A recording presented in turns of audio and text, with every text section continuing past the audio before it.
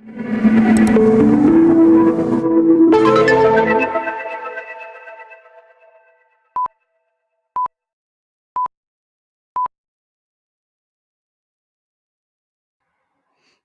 Tezos Nation. Welcome to another edition of TezTalks Live. I'm Stu from the Tezos Commons. Joining me today is Fernando Fierro, aka Libertez, Tezos baker, advocate, and educator. Fernando is joining us today to chat about Central and South America's vibrant and growing cryptocurrency scene and what part Tezos is playing in this hot crypto adoption region in 2025. Hi, Fernando. How are you doing? Hello, sir. Thanks for having me. Thanks for this invitation. I'm doing I great. am well, and it's our pleasure to have you on. Thank you. Thank you. As we always do here on TezTalks Live, can you get the ball rolling by telling us a bit about your personal background and how you got started on your journey into the exciting world of blockchain technology? Well, I'm from Venezuela. I was born and raised there. I've been living abroad the last 10 years, traveling back and forth, mostly in Uruguay as well, because I have family in Uruguay. And well, I have a telecommunication background. I was working before for a telecommunication company, so I'm a little bit, into the tech side of things. But yeah, mostly I've told this story before many times.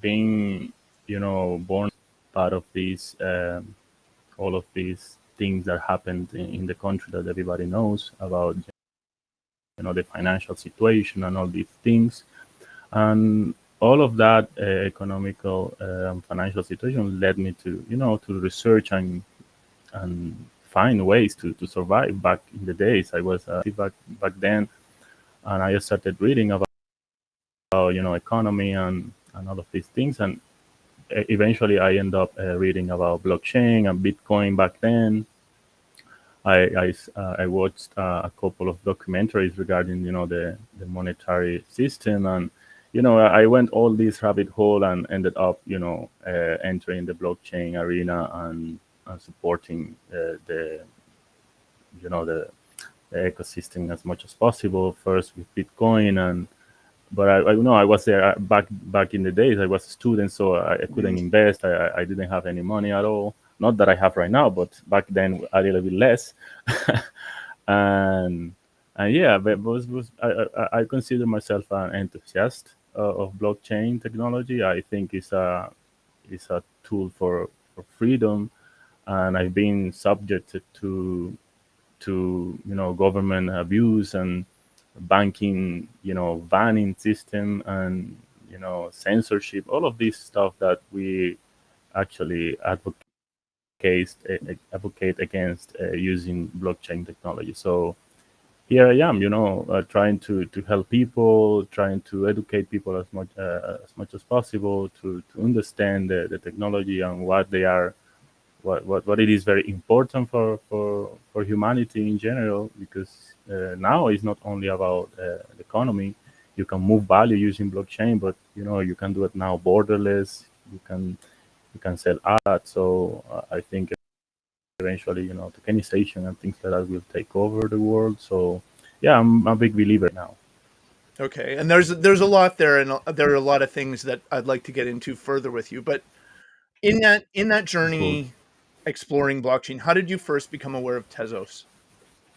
Yeah, when I was um, I first read about blockchain, Bitcoin, for example, 2010 more or less, but I didn't get it properly. I was, I thought that this is another scheme, another governments or all of these, big corporations and banking system. I was a little bit, into these conspiracy theory stuff, and then when I started reading seriously about Bitcoin more in 2016, and when I started reading more, I realized that there was a problem with this block, this stuff. I said, well, what is going on with this uh, system?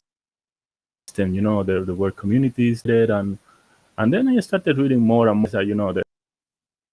The protocol needs or needs a system, something to try to, measure somehow the will of the people, how who wants what and who wants, the other thing. And Bitcoin didn't have that. I was reading about and the devs back basically making all the decisions, and it was something that we should do about this governance problem, because eventually when the system gets so big, it will be a problem if we don't have anything formally established to quantify the will of the people, or the developer. There won't be a way to measure this at a global scale. Now we don't have even mass adoption of any of these technologies. I would say even not even Bitcoin, and there's no way that we can measure this. And I was a little bit concerned about it, and reading and reading, and eventually I found Tezos, and on-chain governance started to sound here and there. I was like, okay, this is governance. I like this word, so let's try to read about it on chain. And well, the rabbit hole again, another rabbit hole, and I was mesmerized. Basically, I was like, oh wow, this is actually, I wouldn't say it's perfect. Nothing is perfect. I would say, but it was very appealing. I was like, okay, this makes sense a lot, and I think I want to be part of this. And then I got into it first. I got into it as a delegator. I got into the ecosystem. I bought the token. I wasn't part of the ICO. I entered like a year after uh, as a delegator, and then I was trying to be part of the network, validating and things like that. But it was a little for me back then. Hmm.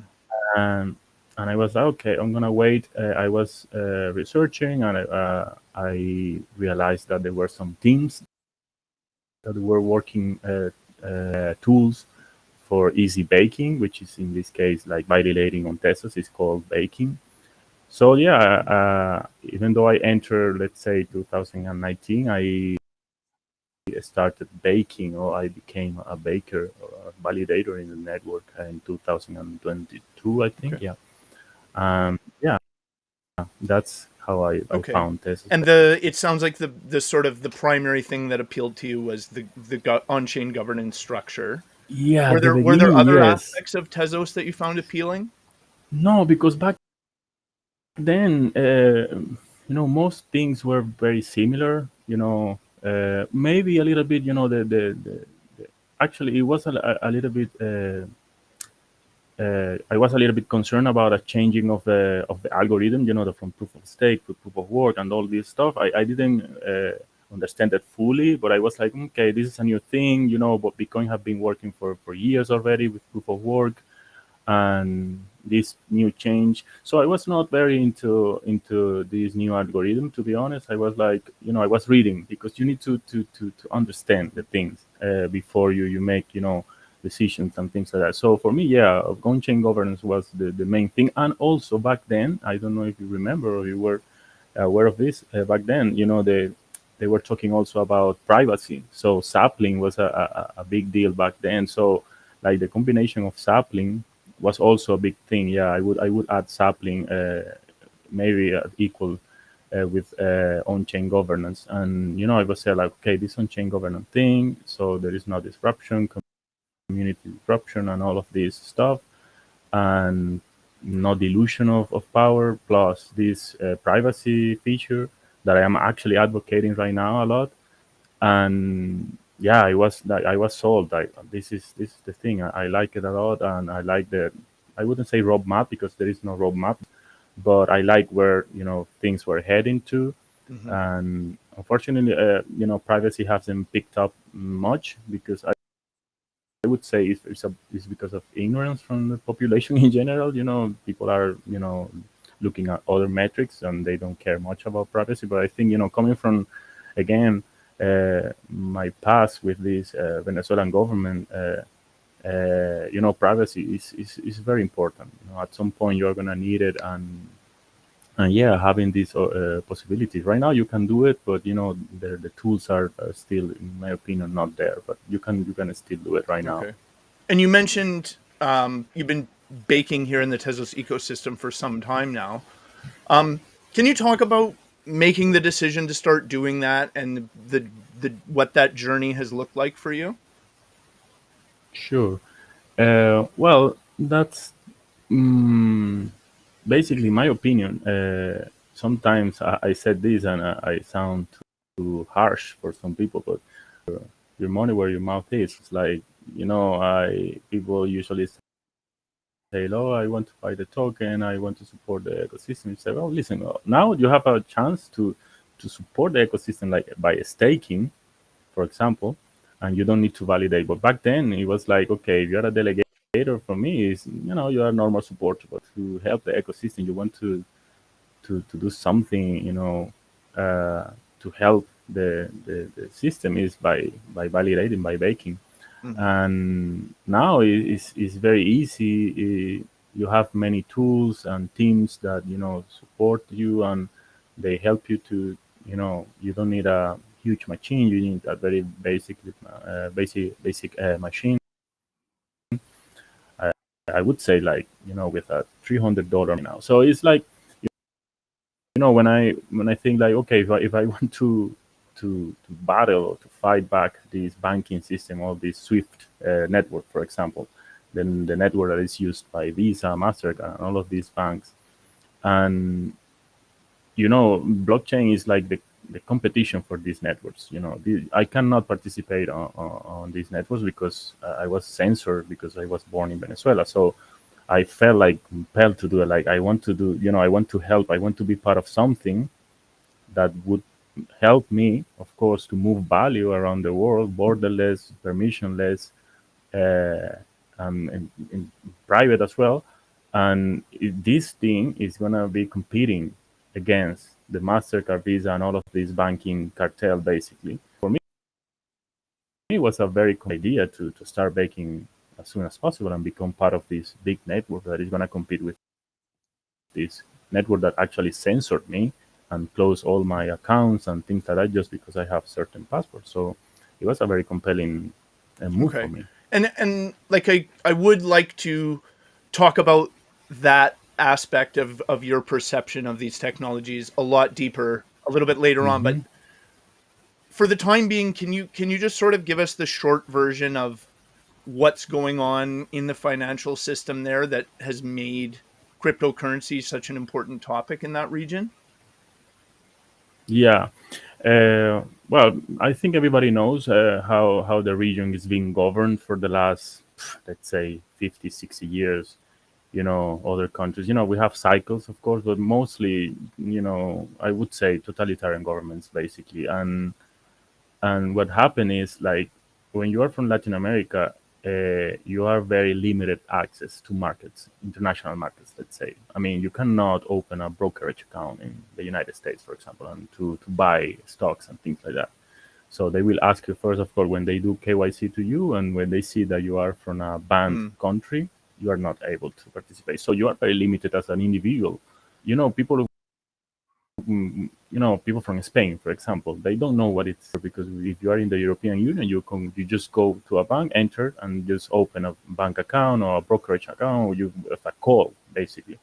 And you are not asked many things. You are not, questioned. You are not, like, for us, it's almost impossible to participate of international markets. For example, now we have, like, uranium, for example. Things that you cannot do in a regular way.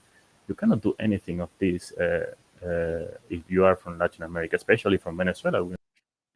Know, Cuba, Venezuela are basically banned and censored, and of course, those governments are abusive, and in my opinion, they are useless. But again, the banking system, they don't care about it, and they don't care about the people that they are damaging. Of course, they think they are battling against a government, but in the end, your measurements are also detrimental for the population of those mm, countries. So people like me, who are nothing to do with government and things like that, I'm actually against the government in general, uh, end up in this situation where you want to have a tool to be able to participate of the markets. Like, it's like, okay, I'm from Venezuela. My government is banned and censor everywhere. I cannot participate of the banking system. I cannot participate of the international markets. I cannot buy anything other than in my own country. How do? And this, the cantillon effect. Like if you don't invest right now in an inflationary environment like we are living, then you are basically fucked. And I was like, okay, I have to do something. I need to find ways to kind of bypass all of this situation. And blockchain was kind of like the best emerging technology ever, because now you just need Mm, enter to your wallet, and then I can send money to of value, let's say, to Japan or whatever. I mean, people don't care. When you are going to install a wallet, for example, the wallet doesn't mm, ask you where are you from or whatever. They just say, okay, you have internet, so you have access to the network. You can move value, you can do whatever in the network, and there is no censorship, there is nothing. And that's very valuable for a person like me, where when you want to be part of a global in markets, and you cannot, if you go the regular way, the regular path, mm. you cannot do anything. So if you go the blockchain way, you can now buy uranium, you can buy art from Japan, you can sell value, you can send value to Spain, the United States, whatever. I mean, the network doesn't care where you're from, how old you are, your Yeah. race, your skin color, nothing, your religion, whatever. So that's, for me, that's core values of this technology that are very important to maintain. Okay. And you mentioned Venezuela specifically, but you also mentioned that it's sort of a Hmm. region-wide issue. Which countries in that Yeah, region have been most affected by the problems that you're talking about? I would say, Cuba for me is one of the worst in that category. Venezuela would be the second, and then from there, as you said, like in general, all of them except, let's say, Mexico, for example, they are in good position. They are close to the United States, and they are part of the Pacific agreement with them. So they are not as affected, I would say. Central America in general, I would say Panama also have a good banking system. They are, high participation as well there. But I would say Latin America, like from Colombia down, with the exception, could be a little bit from Brazil and Uruguay also.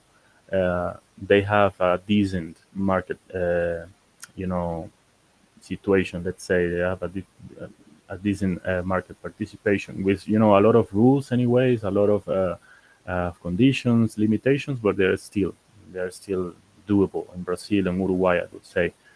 Chile also a little bit here and there, but in general, the population, because of all of these years of, I would say, abuse of governments, people don't have this investment mentality, this, because they have been suppressed for so many years that people don't think about opening a brokerage account, or trying to find ways to invest money abroad, or trying to buy better currencies than their own local currencies. So because there have been so many years of suppressed, that everybody Yeah. thinks local. They don't think more. So, but if people start, like, when I talk with people in Uruguay, Argentina, about this international situation, and they don't care much, because they have been suppressed, basically, to think about it, because there have been so many years that Yeah. we cannot do anything. We cannot do anything of that. So why think about it? So if a lot of people try to do this, to participate in international banking and things like that, they will realize that, Mm, oh, okay, I know what you mean right now. Like, it's impossible. Like, this is so many questions and conditions and limitations. And okay, I get it now. That's why when I usually talk to people about blockchain, I don't start talking about blockchain. I start talking about the fiat system. It's like, if you don't understand the fiat system, you won't understand why blockchain exists. Because blockchain exists basically because of the failure of the fiat system. But if you fail to understand the failure of the fiat system, then you won't find sense in blockchain technology. You would say, okay, well, I can send money with my bank. I can do this. I can do, I can basically do that as well. And Mm, they don't see the difference. So, but if you start explaining to them, inflation and all of the banking system, and if they want to buy, stocks or companies internationally and things like that, and how the system is established, then they will start. Okay, I know what you mean. I understand what you mean when you are talking about all of these limitations and conditions and censorship things. Okay, I'm blockchain, do this way, and then they kind of, a lot of people, when I start like this, is way better. yeah. It takes a little bit longer because you have to explain to them the system that is actually Hmm. governing them right now, because they think they understand just because they have a bank account or they have certain things. They think they understand the system, but basically the system is way deeper than that. So uh, when I started before, explaining blockchain to people, just directly blockchain, they were like, okay, I mean, it was too much. So I start explaining to them about the fiat system. I spend a few minutes there, even hours if it's necessary, and questions arises, and then I said, eventually they will ask like, but there must be something we can do, and they say yes, Yeah. there is blockchain, and then we can talk about it. Yeah, that's Okay. basically more or And less I what I've mean, been it doing. sounds like you've sort of stepped up and made a point of educating people who are from where you're from that these technologies exist, that they offer a solution to these kinds of banking issues that you're describing. Um, what form has that Hmm. education taken? Like, are these just individual conversations, or are you out there organizing events to help people understand this is there? Yeah, yeah. At some point, yeah, at some point in Venezuela, I managed to get a small group of friends and things like that to talk about it. But but most of the time it's individuals that they we when we talk about the situation and things like that, we inevitably end up talking about the financial system, and then we go that path, and depending on the feedback of the person, if they understand the international Mhm. things, geopolitics a little bit, because this is very political topic, I would say. Even though it's of course it's coming from the Of financial course. thing, it's very political as well. So um, usually it's individual thing, because most people are, I would say, are asleep completely. Like, people are completely unaware of what is going on around the world.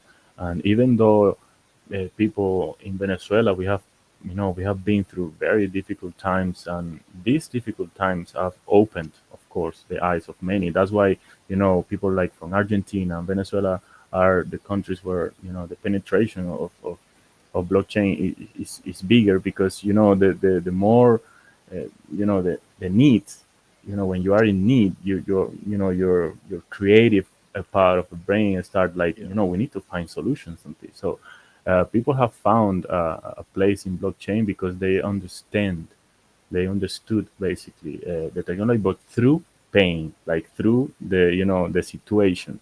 But if the country in general is stable and is fine, like for example Uruguay, I have the perfect example. Both, you know, I would say the opposite examples. Like, people in Venezuela know a lot about blockchain in general.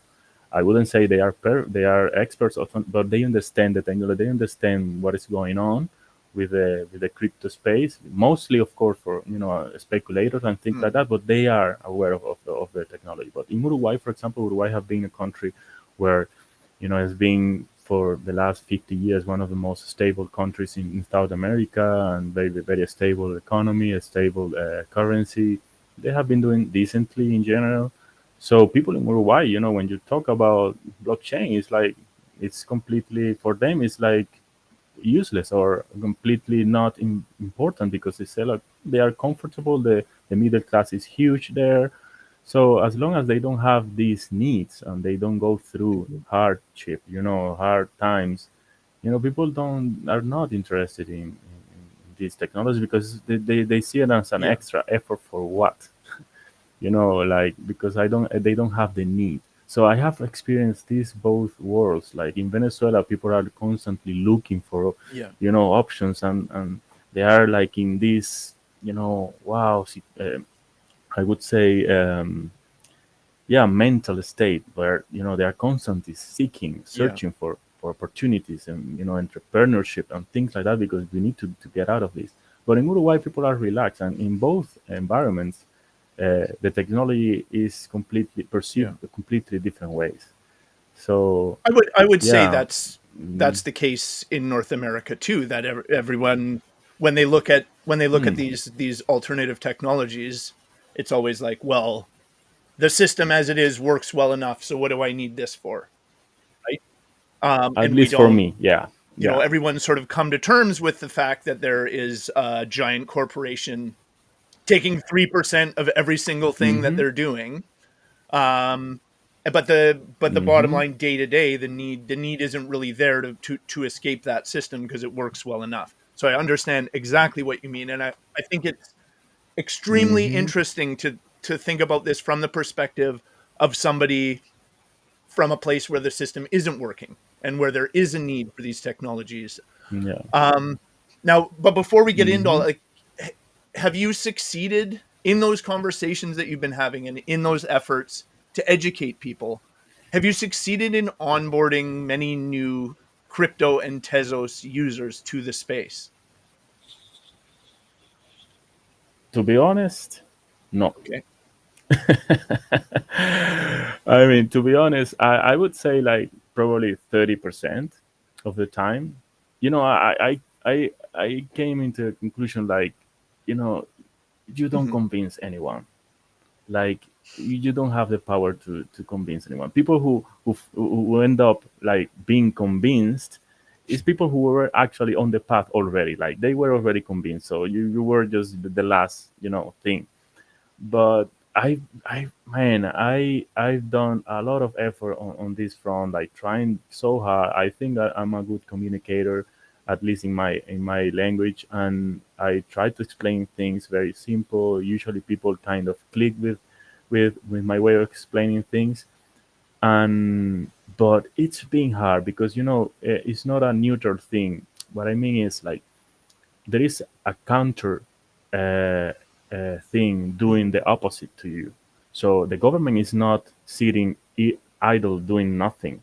Governments around the world, they are actively working to portray the technology as a bad thing. So usually you face things like, no, that's money laundering, that's a scam, that's a Ponzi scheme. So internet, for example, took over the normal communication and from the land lanes and newspaper and things like that. They were not friction in that evolution because it was logical. Like, okay, let's do this. This is much better. I mean, was there were a little bit of force against it. The more basic and conservative people in general. But in general, it was not a huge deal against the internet and all of these new technological breakthroughs back in the days. It was like cars. Of course, they were getting some backlash from people who were using horses and things like that. But usually, the friction was very little. But when we are talking about this technology, because now we are challenging like the big banking system. We are not challenging a little thing. We are challenging big things here. It's about control and all these things. So we have a force doing exactly the opposite of what you are doing, Yeah. convincing people that this Hmm. technology is not the one. And they are using all their machinery. They are using the media. They are using all the power. They have a lot of money. They can print it actually out of thin air. They can finance all of these campaigns against the blockchain. That I mean, they can do bad things with money as well. And that's why it's very difficult to convince people and to bring people into this, because you spend with them 1 hour 2 hour explaining, and then the rest of the day they have been Yeah. bombarded with propaganda against it. So it's hard, man. And then I found it like another thing that I think I told you. It was like when you're in a country like in Venezuela, for example, people are basically surviving there.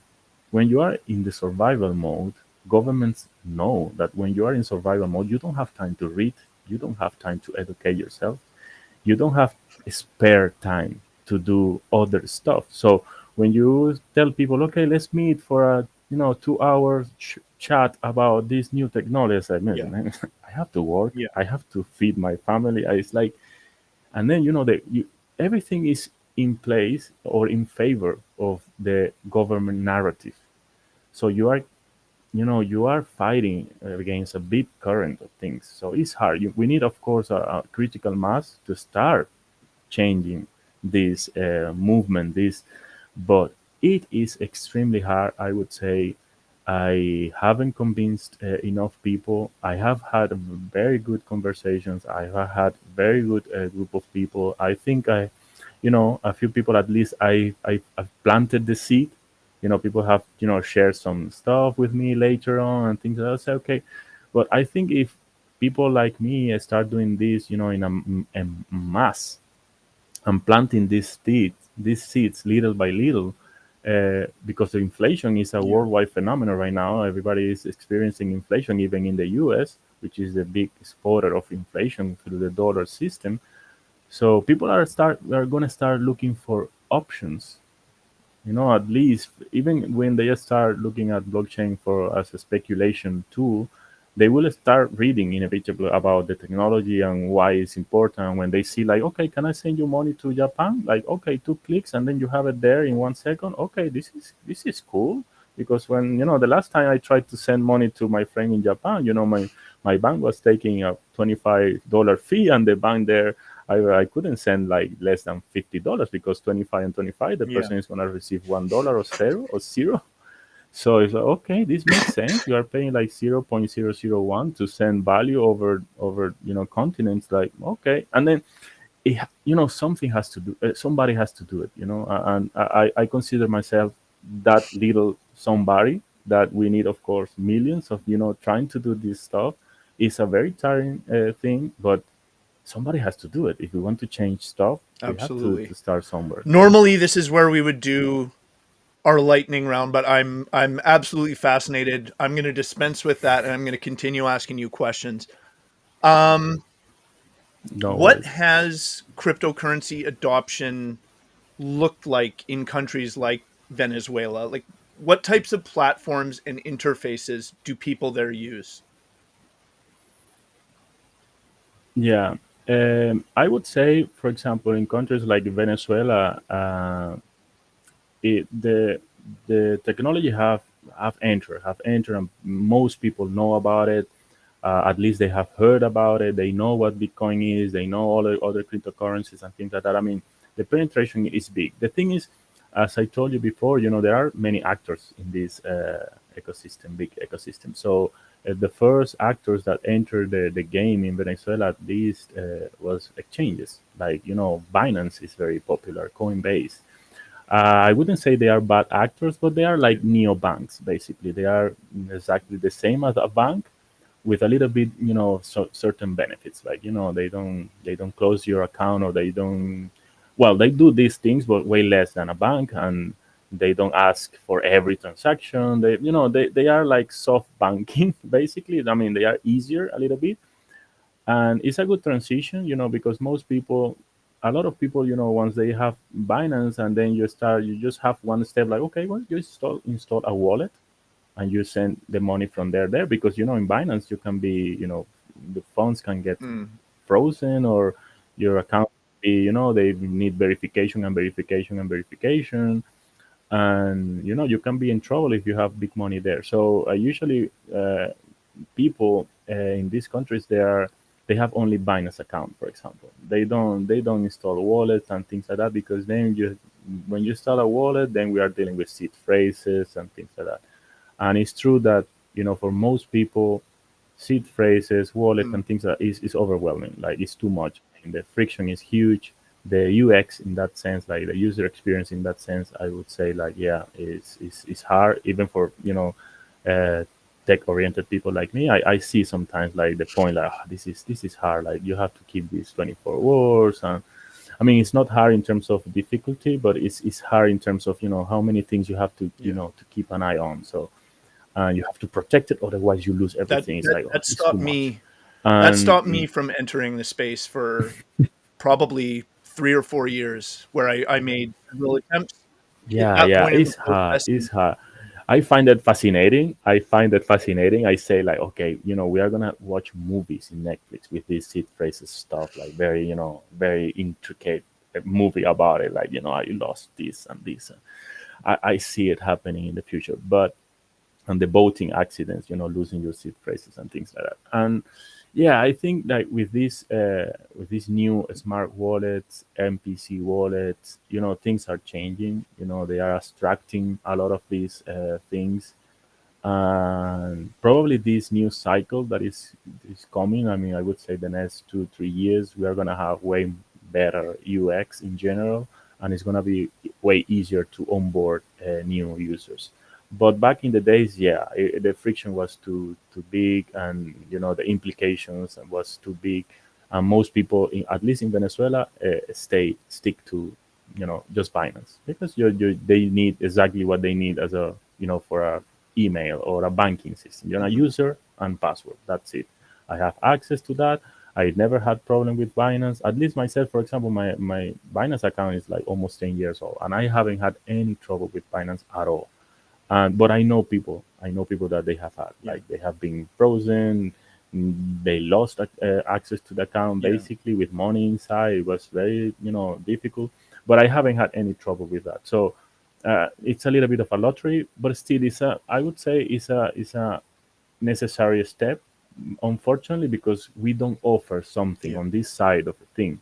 The UX is too not there, so it's okay that people are like that. So most people in Latin America, I would say in general, at least that's my perception, in my opinion, most people just from the banking Okay. system to exchanges, and Okay. most are stuck there. And I Most. I understand the value proposition for somebody in a country where the fiat currency is extremely volatile and unbanking is a reality. Why, as a store of value, it makes a lot of sense.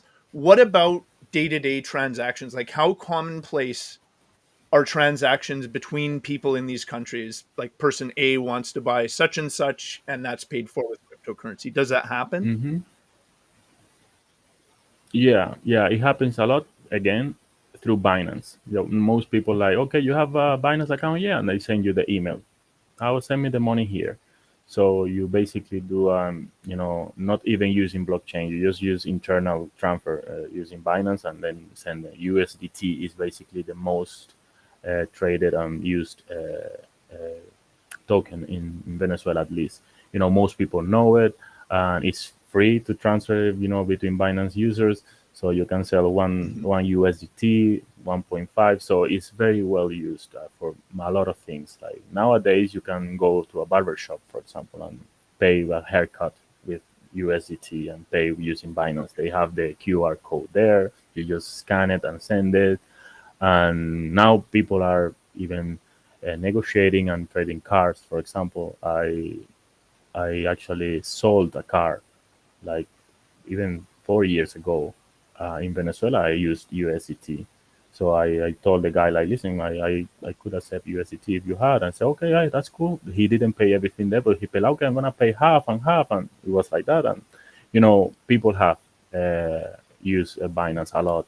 They're using USDT, and in every day, even some uh, auto cleaning cars, like how it calls when Yeah, you car go wash. and wash your cars, uh, car wash. All of these car wash, you go. Most of them they accept Binance. Some bakeries as well. I mean, it's very widely used right now. Very That's very very used right interesting. now. And as people are Yeah, go in ahead. Uruguay, sorry that I interrupted. In Uruguay, is Yeah. not the case. For example, in Uruguay, you go to any of these car wash or a barber shop and say, "Okay, can I pay you using Binance?" They would say, like, "Okay, what's Binance? What were you talking about?" Like, very little, very little. But in Venezuela, I would say, like, if you go around and buy stuff, even cheap stuff, 6 7 out of 10, they will know what you're talking about, and they will accept. Amazing. Most of them will accept. So That's that's a amazing. high penetration, I would say. So as Yeah, yeah. people are exploring this world and using these technologies and engaging with them, is it easy for them to find Spanish language educational materials for if they don't necessarily understand English or are able to read English, and but they're still wanting to get involved and wanting to learn? Is that stuff available? No, not at all. And that's another huge barrier that I would say in the whole region in general. Like most people, when they start, researching and things like that, they said to me immediately, "Oh, there is nothing in Spanish. Everything is in English. I don't speak English. I don't understand." And with Axie Infinity, for example, a few years ago when everything was exploding and the bull market, people got into gaming, for example, and there were a lot of speculators on YouTube and even doing a lot of Spanish stuff, but mostly in that area. And people were into Axie Infinity and gaming in general, but nothing else. It was a niche there, and that's it. But there were not, or there is not even now good Spanish channels that explains all of these problems and things like that. There are a few of them, but at a global scale, the second most spoken language in the world is Spanish. And in comparison, in relation to the amount of content with the amount of people, is nothing. It's like, I would say, like Mm, 10%, something like that. The ratio is very low. Like it's not like in English, like the content in English, even in Russian or Chinese or any other big French, the content in those languages are yeah, way higher than in Spanish, surprisingly. And but I would attribute that to what I told you before about the situation when people are living yeah, paycheck to paycheck, surviving. They don't have time to imagine. If you want to create a channel like the one that you have right now, where you interview people, or you need a lot of time, preparation, equipment, things like that to do something like to yeah, create a channel on YouTube and inform and educate people. You need some kind of investment in time and also equipment. And people in the region, they don't have any of that. They don't have time. They don't have money. So yeah, it's hard. So I would say there is a niche there, of course, and that's something I have been trying to tackle somehow, a little bit, through Twitter, in person to person, trying to educate people. But of course, it's not enough. We need more materials in Spanish for sure. Mostly, for example, I would like to, maybe if we don't have a channel, a video, or podcast or something like that, who is like the ideal. At least the articles, for example, it would be easy, just to copy and paste. Just read this. If you want to find out about this, read this. Just to send these yeah, articles for me would be very useful, because most people, when they ask me about even Tezos or any technology or a new thing, I usually send articles because I don't yeah, have time to be dealing with people every day. That would be easy for me, just to copy and sell. And then when I do it mostly, of course, in English. And when I send to them, I sometimes I see that they haven't read the article, because they enter, oh, it was yeah, complicated for me, and they got very discouraged. And most of them, I would say I share a lot of material in English for my Spanish group and things like that. And I would say like 10% of them go through, try to read it or try to understand it, very little, because, the language barrier is huge and they don't have the time to translate and to try to understand. It's hard, man. And I would say that I think there is a little bit of a lag there. I mean, it's a huge gap there that we need to, because we are talking about most language, spoken language in the world. Like, there mm, are a lot of people outside our bubbles, at least people who know other languages and things like that. And we are untapped these markets, because many people would enter immediately if they are talking the same language. So I would say we are lacking a lot of material and stuff in Spanish yeah. for sure. Especially if we're talking about countries and populations where the need for the technology is so pressing, and as a proving ground, Exactly. like what you're Hmm. describing, it sounds like it's already happening. The vision of what this can be is happening. even though the barrier, the Yeah. language barrier is happening anyways, but it would happen way faster if we have all the materials and education in place. It will happen like this, man, like Okay. very, very quickly. Um, what's next for Libertez? What are you working on these days? What are you up to? Wow, man, that's a very good question. Yeah, I think I'm not leaving the space at all. People are very discouraged because of the bear market and the price action of all of these, uh, their precious tokens and things like that. I mean, I see the technology in a very different way. I don't I don't focus too much on price. I focus more on Mm, features and technology in general, more in a philosophical way, to be honest. Of course, I would like the token to have a better price action and things like that. I would like, of course, things to go for a run and things like that. But I like more sustainable stuff, organic stuff, and because the foundation has to be solid to be able to thrive in the future. We don't want to be living in a pump and dump scenario every 4 years. Have a steady growth, and for that we need the technology to be adopted, be offering proper services, dApps, and things like that that solve real problems. So my focus is on that, trying to read and educate people about the technology, mostly about blockchain, of course, as a foundational technology, but then, dApps or new, systems like, we are scaling Tezos right now with these layer twos, and there are, you know, reasonable and good dApps. Like, you can buy uranium right now. Like people who wants to invest, you don't have access to that in the normal markets. If you are from Latin America, then you can do it right now. You yeah. cannot even buy gold, physical gold. You cannot buy physical gold in Venezuela. It's impossible. It's very hard. It's tricky. The government is on top of you. They want to know everything about what you're doing with that. But now with 2 clicks and an internet connection, you can Yeah. buy uranium, and they will know who are you. Yeah. And we are talking about an international commodity, worldwide. Then these are real use cases. So I'm very looking forward to other commodities to enter the game apart from uranium. I think that the team and Tezos Foundation in general is working towards this goal, and I think like, oh, this is going to be very welcome because they are real use cases, right? Real things, and also lending markets, for example, like you.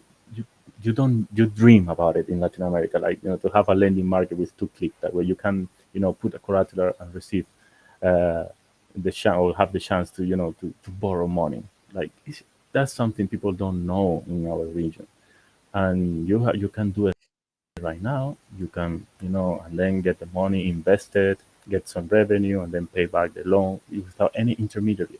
I think that those are real use cases. We are experiencing right now that with a few clicks, just need an internet connection, no questions asked. I think for me, that's most what I'm doing almost every day. You're just researching, reading, educating people, showing people. I have sent, for example, the Iranian thing to most people. Like, okay, if you cannot buy gold, Yeah. buy this. Like, this gold is probably gonna go. Probably not. It's going because fiat is infinity. This is very limited. This is scarce. So it's gonna instead of bank or cash which doing nothing there and it's gonna getting the value, you can have it in uranium, for example. If you don't want to invest in any token or any of these cryptocurrencies and things like that, if you don't believe it in, well, you can buy Yeah. uranium right now. Is at least a way. And yeah, that's more or less what I'm doing, looking for opportunities, man, every day. And of course, helping the ecosystem, validating. My baker is always up and running, and trying my best to help the network and educate people in general. Yeah, that's more or less my motto on a daily basis basically. Fantastic. We could go on all day, but unfortunately, we're at the end of our time here. To all our viewers, thanks Yeah, for yeah. watching. If you'd like to get in touch with us, our social media contacts can be found at tezoscommons.org/TezTalks. We'd love to hear from you. Fernando, thanks so much for joining us today. It's always awesome to I speak to the appreciate it, folks man. helping bring blockchain-powered solutions to the people who need them most. Is there anything else you wanted to mention before we sign off? No, I think we talked about everything in general, and yeah, I appreciate the opportunity. Thank you very much. Let's do this more Sure frequently. thing. Hopefully, soon in Spanish. Hopefully, who knows? I'll start learning and see if I can get there. To everyone out Okay. there, Thank you very pardon? much, man. Thank you very much. Yeah, Thank my you very pleasure. much. To everyone out there in Tezos land, thanks for joining us on TezTalks Live. I'm Stu from the Tezos Commons. Our awesome guest has been Fernando Fierro, aka Libertez. Now let's go help pave the way to a more financially free world.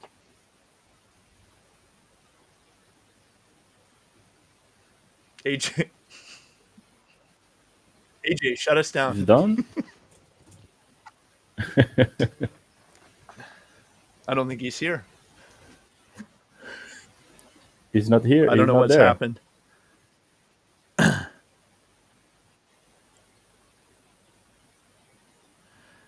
He's got 4 kids, so it might be